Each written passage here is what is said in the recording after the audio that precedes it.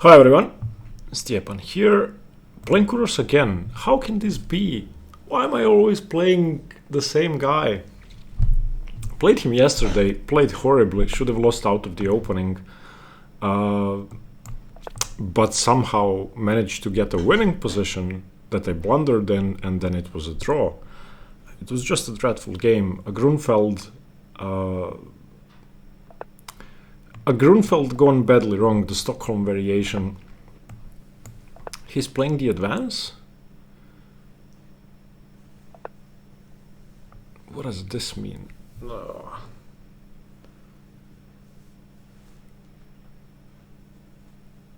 I'm trying to remember. I think the idea is c4 and then recapturing with the knight.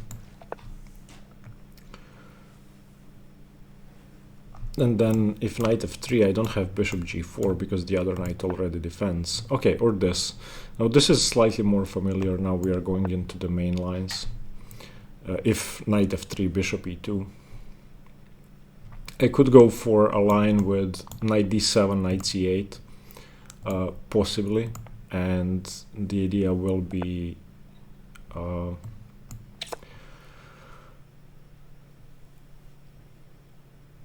if he plays c4 to go knight b6, knight c4. Okay, h6 first.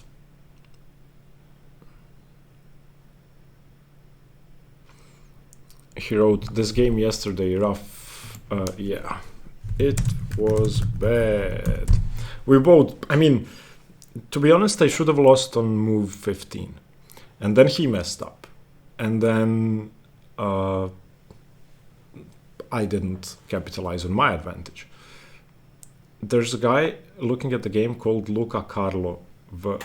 That's an inside joke you will never... I don't have time to explain, but it's pretty funny. It could be one of my best friends. I don't know. Okay, I'm going knight c8.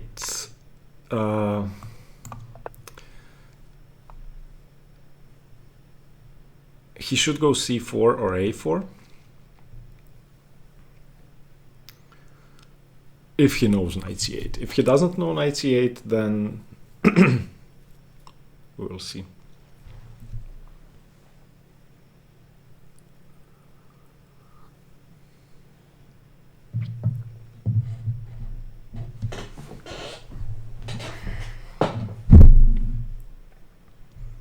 Yeah, so 25 more days until my next tournament. I've started preparing and I'm doing tactics and openings and some endgames that I keep messing up. I'm trying to analyze many queen and rook endgames. Not that there's that many patterns you can learn. They aren't finite and you cannot learn them the same way you would approach, let's say, knight versus bishop or two rooks and 5 versus two rooks and 4, for example, because it's all about calculation and king safety. But I'm still looking at different ideas on how to use your queen for defense and then how to use your rook for defense. Basically, what I've found out is that one of your pieces has to be perfectly placed to c3 is a strange move. I don't know c3. White goes c4 here.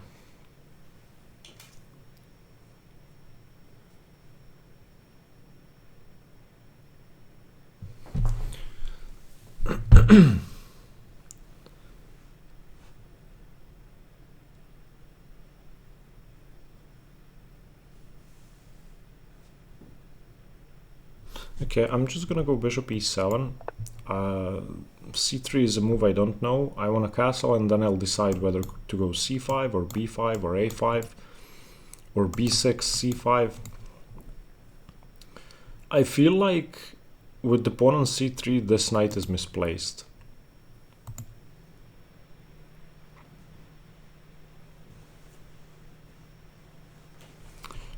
a5 seems good. And then on a4, I could consider c5 takes. Okay, he wants to go f4. So I'm gonna have to start breaking this center with c5, and in this case his knight could end up on d4, which isn't something I'm keen to allow. So the usual plan with knight c8 is to go a6, knight a7, knight b5. But it only works after c4.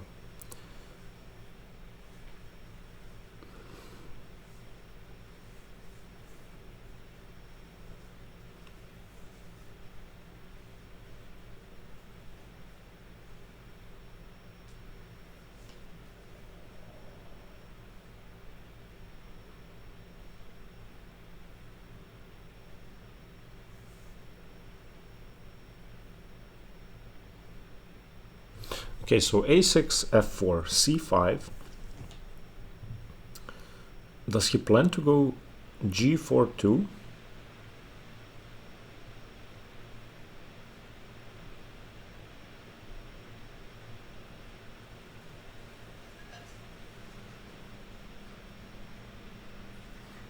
Maybe a6 is too slow. Maybe I go c5 and then queen b6.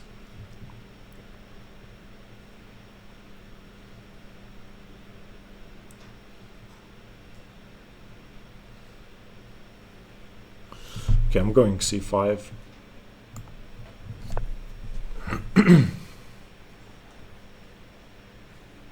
If he takes, I take on e5.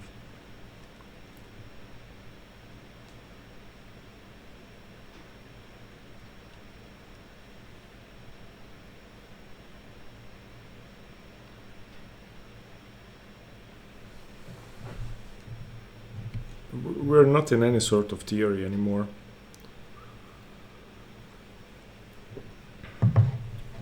I don't know positions with knight c8 and c3.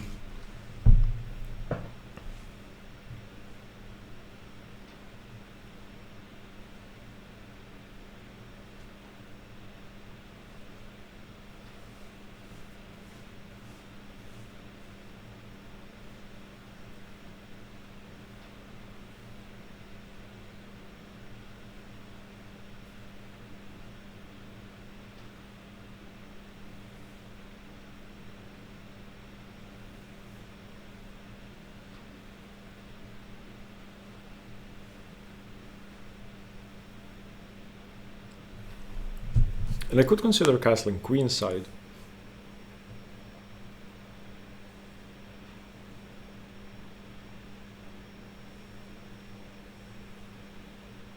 But it seems a bit risky.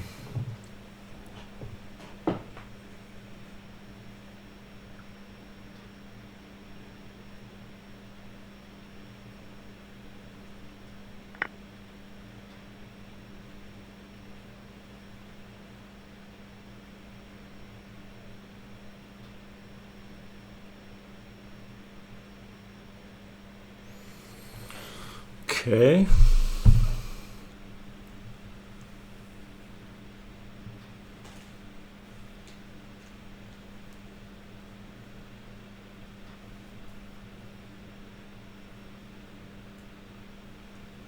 Do I want to give up my dark squared bishop?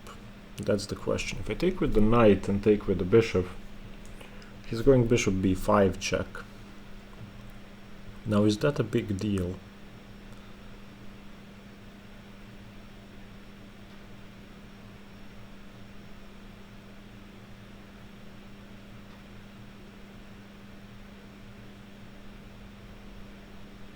No, I don't think so. I'm gonna take with the bishop to make sure my king isn't misplaced, and then my other knight is coming to c6. If he goes bishop b5 check now, I will have knight d7.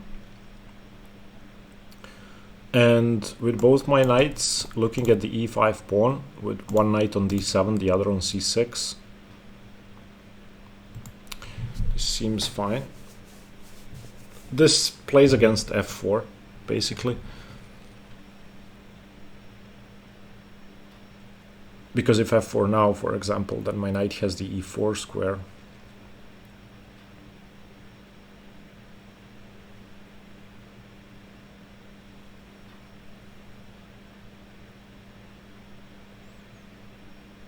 Although I may have considered castling first.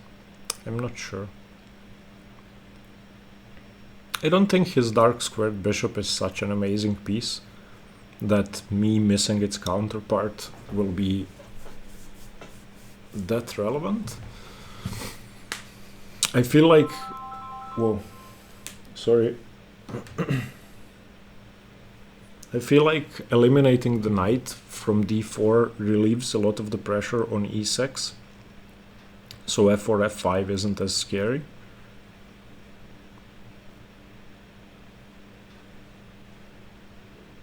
If he goes bishop b5, knight d7, queen a4, then I go knight e7, knight c6.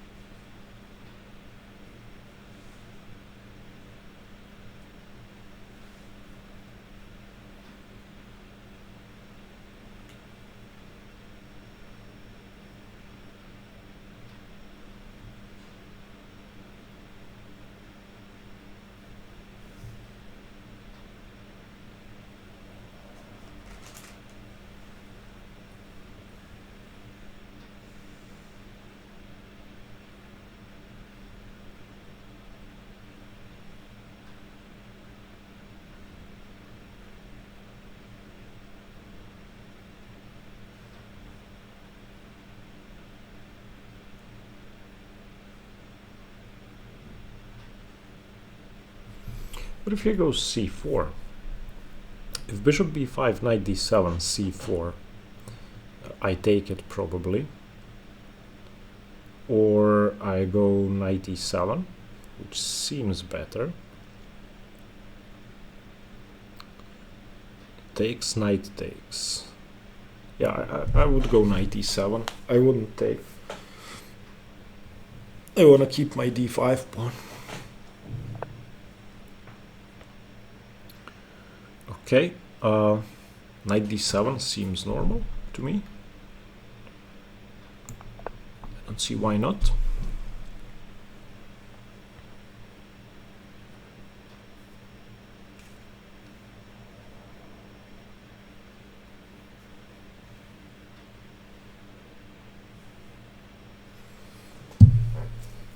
Threatening to take on e5, perhaps. I'm not sure I would do it yet, with my king stuck on e8. But it's always going to be a problem pawn. I'm going to have knights on d7 and c6, which means there won't be an easy way for him to hold e5.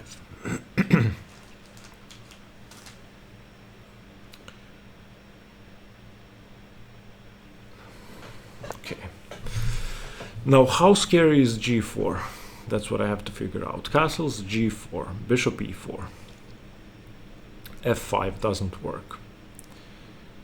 Okay, so let's just castle. I think we're fine. As long as I have bishop e4 against g4, I'm not afraid. And I need to do this. I need to go rook c8. And probably play for d4.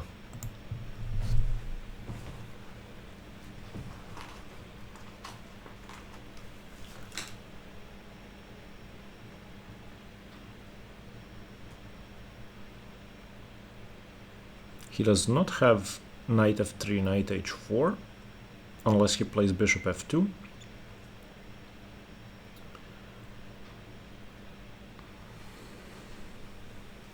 I will consider queen c7, knight c5, knight e4 as well. He wants to play knight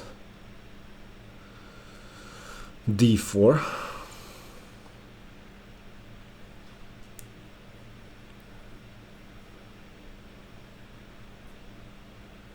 and then maybe even knight b5.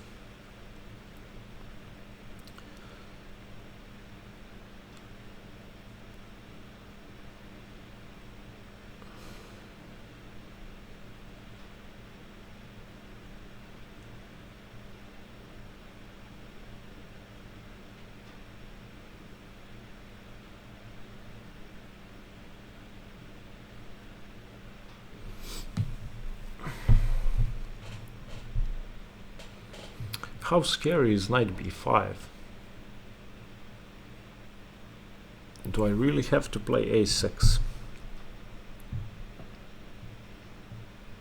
So let's say queen c7, knight d4, bishop e4, knight b5. Yeah, I'd have to go queen c6, and I don't like that. Okay, I'm gonna go a6. This scares me a lot. It would tie down my knight to the defense of d6.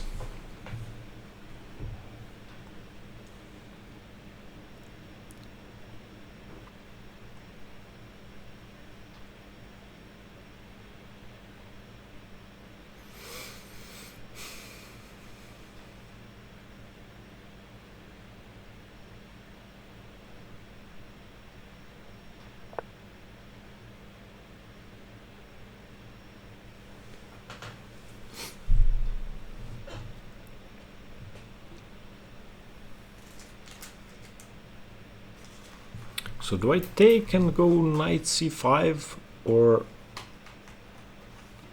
do I play knight c5 now? He's gonna go f5 if I do that. So bishop d3, queen d3, knight c5, the queen moves, knight e4, f5.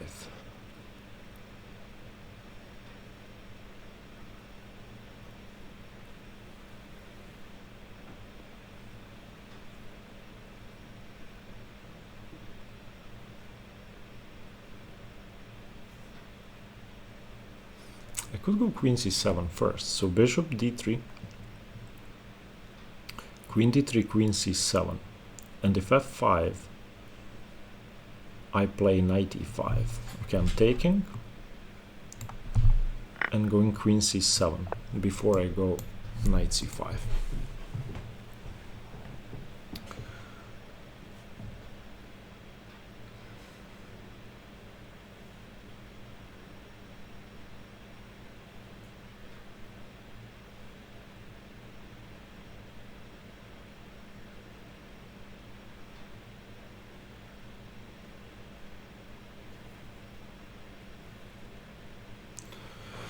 And then next I want to go knight e7.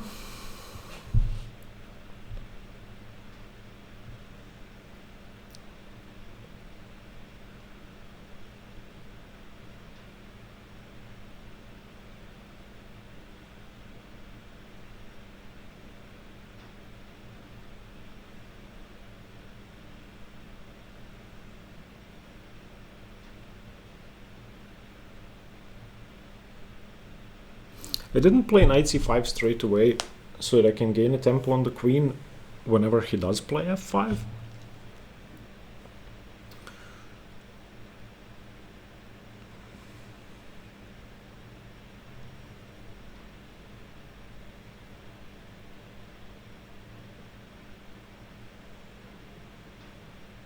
And I felt like it was necessary to get my other knight into play.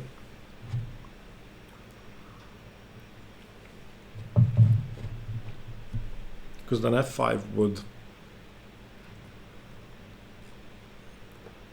sort of force him to trade knights on f5.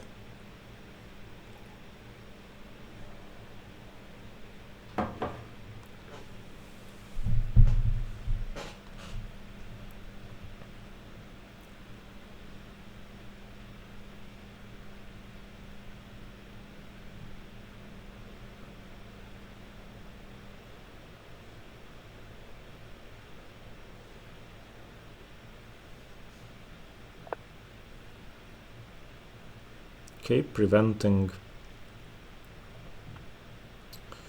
preventing knight c5. So if knight e7, can he go g4? He could go g4, but I'm still gonna go knight e7.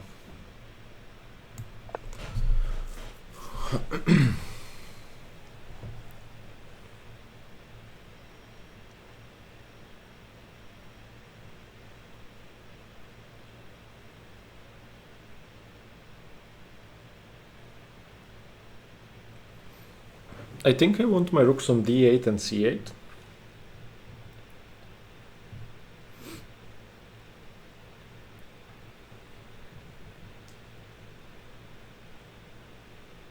I'm actually happy he played knight b3, because now he's not on my e6 pawn.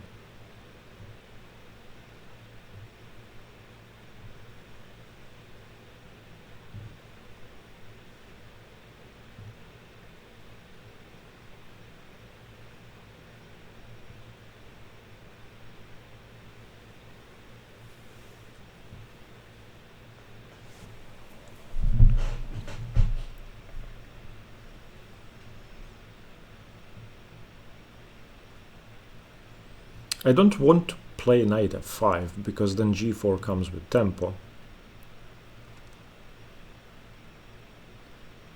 And taking on e3 would defend the pawn. Okay, so now my knight is under pressure if he goes c4. So let's go rook d8, rook fd8.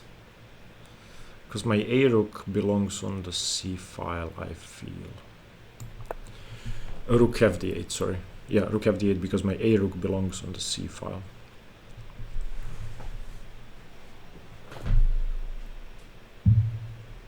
This prevents c4.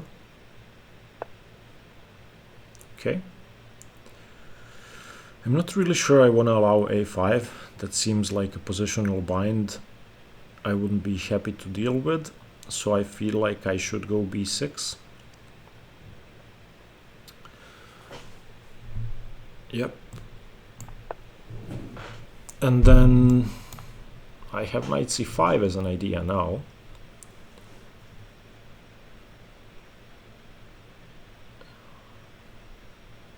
I did weaken my b6 pawn and my a6 pawn, but I don't think that's too relevant. He would have to play something like queen d4, running into knight f5.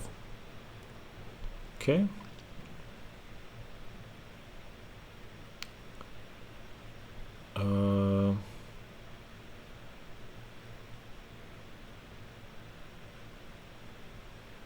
I guess I take that.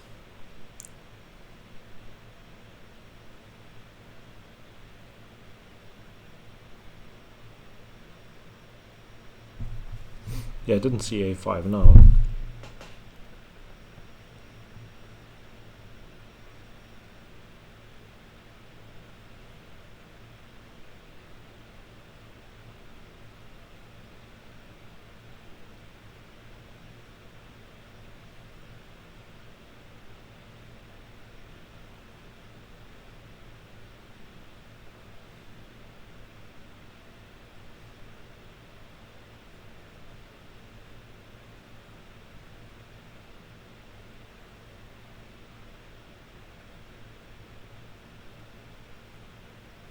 Okay, it's not the end of the world. I'm going b5. On bishop b6 I can still take with the knight. I need to worry about my exchange, but I feel like I'm good for now.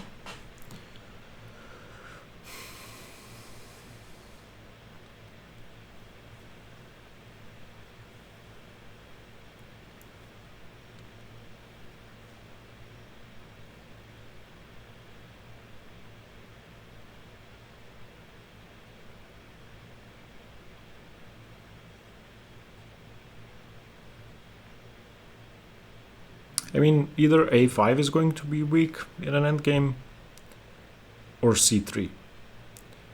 So, and I can get a knight to c6. So maybe now I switch plans and start playing on the c file.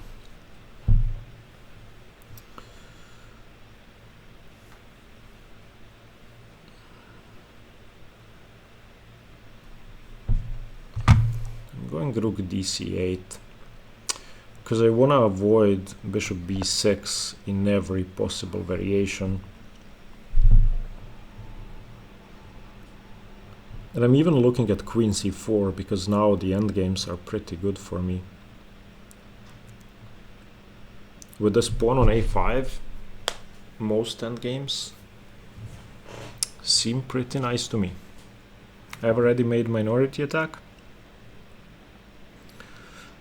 I can play either d4 or b4. He has one weakness. Might have two.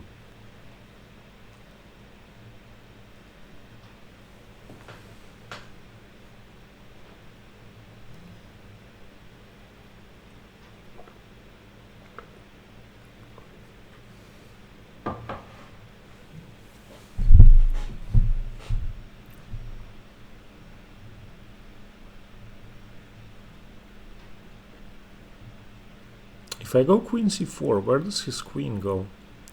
If it goes to c2... Oh, I could go knight f5 and then queen c4. Or queen c4, queen c2, knight... Okay. Now, queen c4 is better because f4 has been undefended, so he loses a pawn if he doesn't take. So queen c4, queen c2, queen f4. Queen c4, queen c4, rook c4. Let's say knight d4.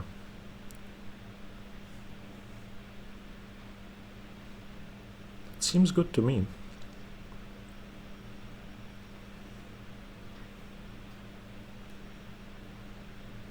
Okay, I'm going queen c4.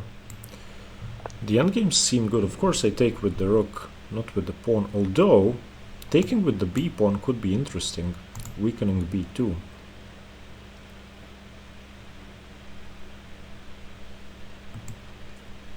Because I'm on the pawn, queen and knight, he has to take.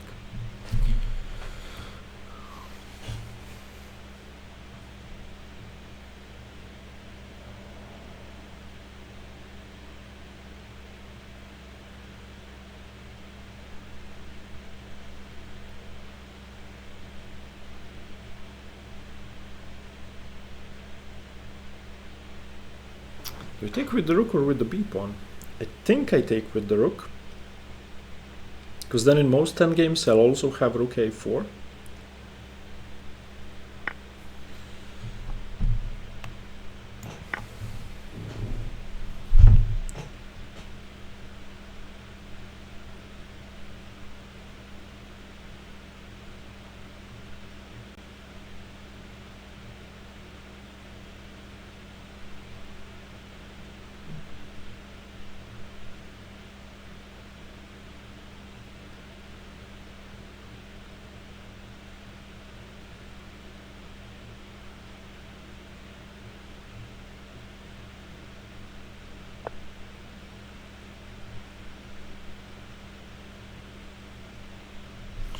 Okay, I don't want to recapture with a pawn.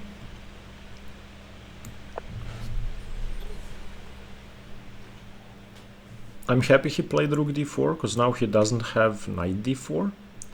And if he goes rook a d1, I'm playing knight f5, forcing him to trade, guarding the d4 square, and I'm still on the f4 pawn.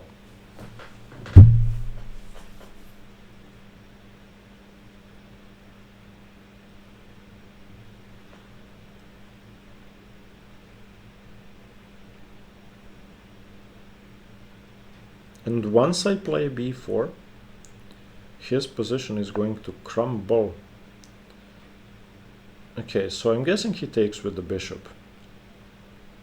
Taking with the pawn would be absurd. So I take, he takes with the bishop. I go knight f5. And I win a pawn? No, I don't win a pawn.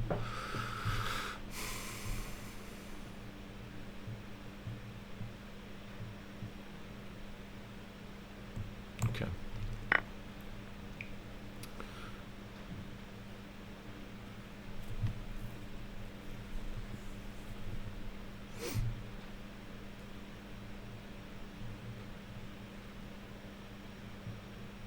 I'm going knight f5.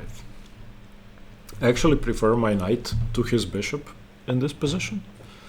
Seems fairly pleasant to me. Now can I go b4 straight away? b4, if he takes,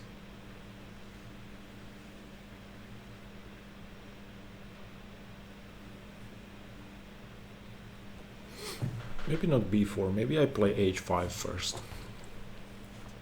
h5, h3, h4.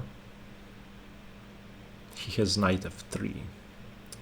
So I don't want to do that. And he's gonna go g4.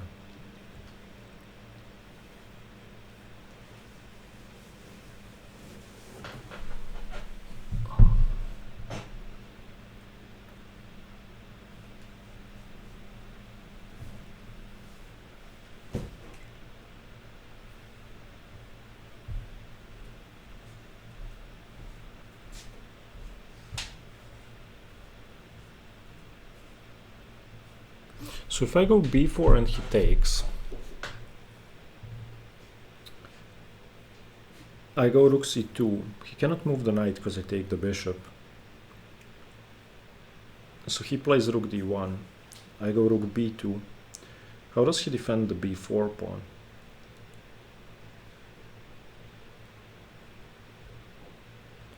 So b4 takes, rook c2, rook d1, rook b2. Well, he doesn't have to play rook d1, he can play bishop e1.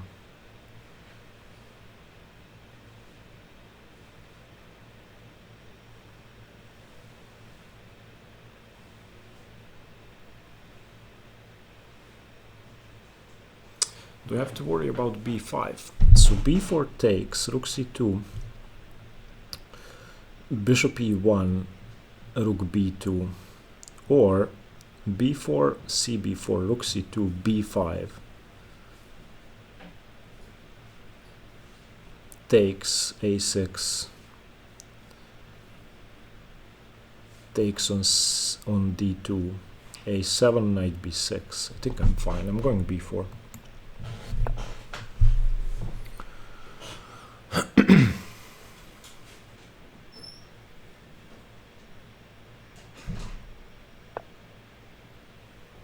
This works.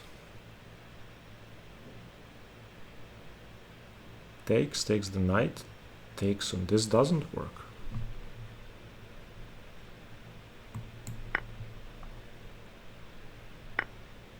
Yeah, okay, he had to recapture there.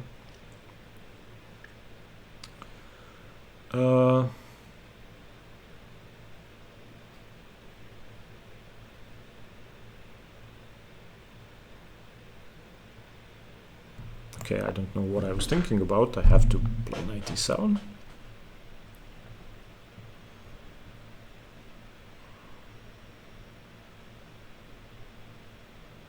Now I have two weaknesses to target and he has one.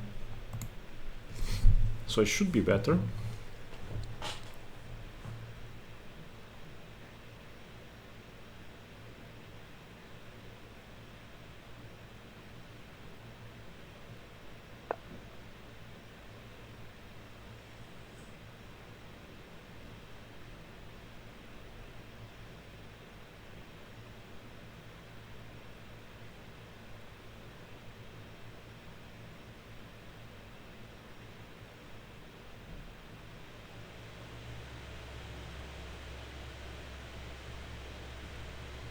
So let's weaken the other side of the board. I'm looking at g5.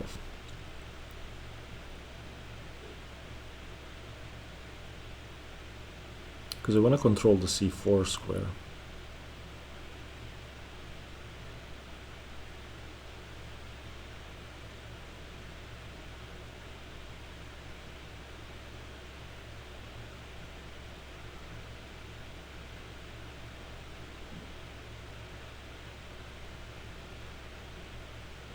And he wants to play rook b3, rook b7.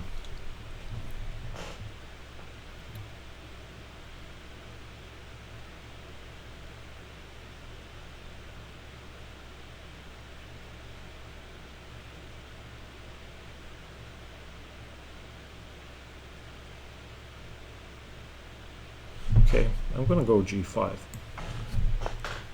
I have to weaken the e5 pawn.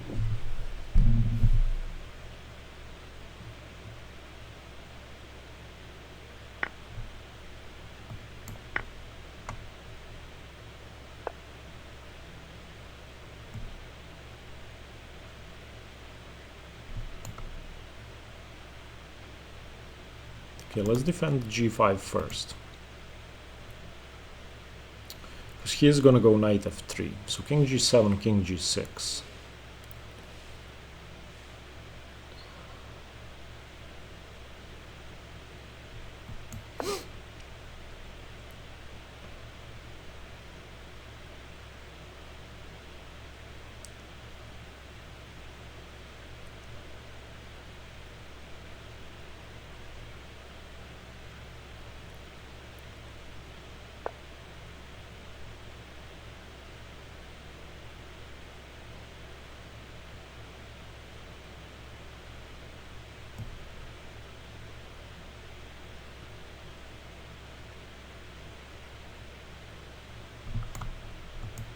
King g6 first.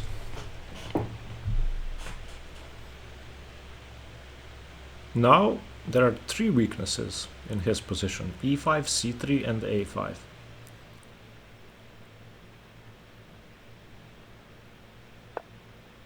Okay, I need to stop rook b7 at all costs.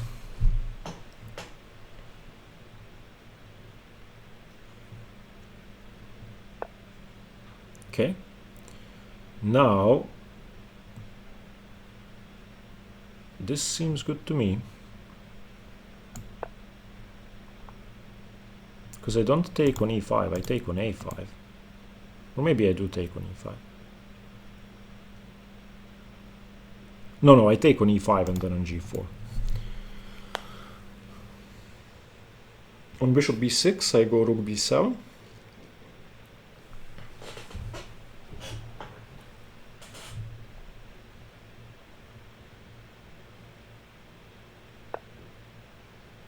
Okay, now rook b7, let's claim the file. And I want to go rook b5, winning the a5 pawn. On bishop e3 I take on e5.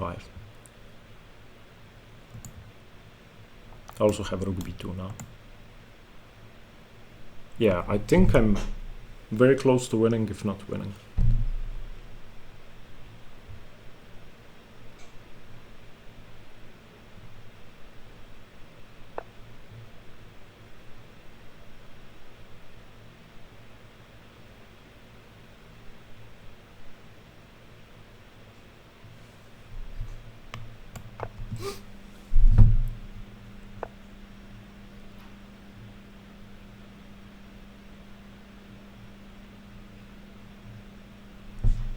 He cannot take with the knight, because I go knight c4.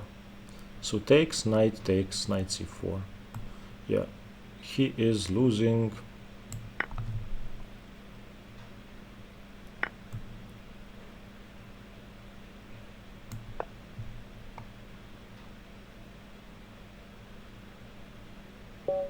Okay, good game. I mean, I outplayed him in an endgame. I don't think it was winning, but I managed to create a lot of weaknesses with b4 and g5. He says I don't have too much experience in this line. You need to play c4, not c3. I was confused. Okay, let's see. I mean, the endgame, the knights are always better than bishops when there are many targets separated. So I'll show you what I mean. Like this position, when I go b4, there are separated targets. Then I go g5, and then you have all of this. Knights are excellent in targeting this. A knight on c6, a knight on c4, and everything falls apart. Whereas his bishop is stuck defending the e5 pawn. Okay, let's see. Knight f3, knight e7. Okay, bishop e2. h6 is normal, knight c8 is normal, you can reverse the order. Knight c8, and now a4 and c4, this is the line. So a4, a6, or bishop e7, sorry, a5, a6, and then c4. This is standard. You can take, or you can go knight bd2, and then black castles and goes knight a7, knight b5. So for example, like this, and knight b5. This is standard theory. c3 I don't know, so I just played bishop e7, knight e1. Maybe c5 isn't good. Let's see. Let's do it with the engine now. c5 is okay. Knight takes. Wait, he doesn't check me on b5? Why?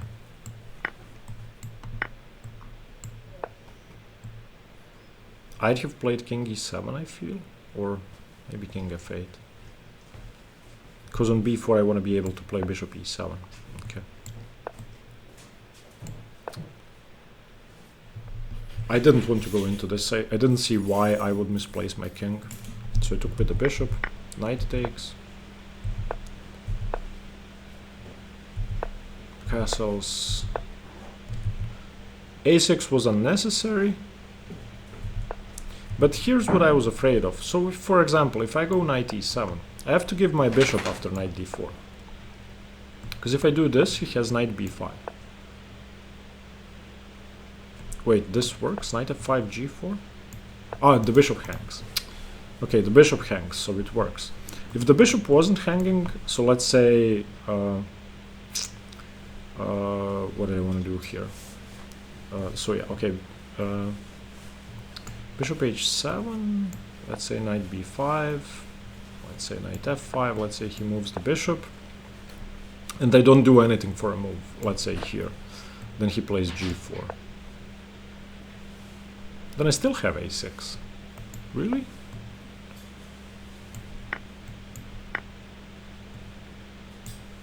Doesn't this look scary? This looks scary to me. But okay. So I just played a6 preemptively. This is a common strategy to prevent the knight from landing into d6. Especially since I've traded off my dark squared bishop. I have no way to defend. If the knight gets on d6, I just lose. Okay, so knight d4, bishop e4, takes, queen c7 is fine. Knight b3 I felt was imprecise. Okay, here. b6 was best, preparing knight c5, before he played. Okay. I knew I had to take. I was afraid on taking he would take with the rook. But I'm just on the knight. Yeah. He has to drop the rook back. Because if rook db8, yeah, he has to go back. So I played b5, which is still fine. Queen c4, best move, fine. bc4? Ugh. I couldn't decide which move to play. So bc4 is a standard idea where you put pressure on this pawn, but I didn't like the fact that he can set up a blockade with the knight and then I don't have rook b3. But what I see now is that I just go knight c6 at some point, trade the knight off and then go rook b3.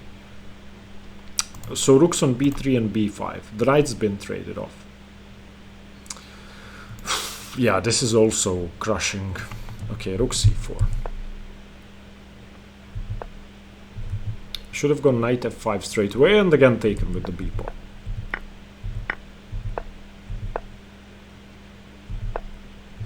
b4 is not good. g5 was better, weakening the e5 pawn.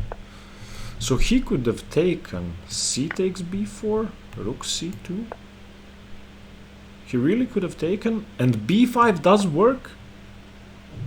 Wait, I was looking at this. So I was looking at, wait, takes, a6, takes, a7, knight b6, bishop takes b6. I'm an idiot.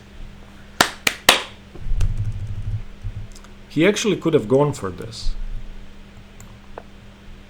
Okay, knight b8 only move. So now he saves the knight. Now I take. Why not a6? Ah, knight a6 and rook c1. Nice. Okay. So okay, g4, bc3, fine, fine. Knight e7, g5, good. F takes, h takes, bishop d4. Come on, king g7. Okay, king g7 makes sense. I'm defending my pawn. Rook b3. Rook c7 was unnecessary. Why? Why? I should have gone knight c6, but what happens on rook b7? I just take on e5. Ugh. Okay, rook c7 was a mistake. Yeah, the rook a3 is just weird. Rook a3 gives me the b file and just rook b5. And he cannot take the pawn with the knight. And if he takes with the bishop, then I just take on f3. And once he takes with the knight, I have knight c4. He was in time trouble, so the tactics were... yeah. Okay, thank you very much for watching. Let's see the accuracy. Okay, I had 5 inaccuracies, 94% accuracy. Good. He had 88% accuracy with 2 mistakes and 4 inaccuracies. I feel like this Lichess is being too generous. Anyway, I've never given up my dark squared bishop in the advanced Caro-Kann, but my knights were really good, so it worked out. Thank you very much for watching. Stay tuned for more chess. I hope you enjoyed the Caro-Kann. Bye bye.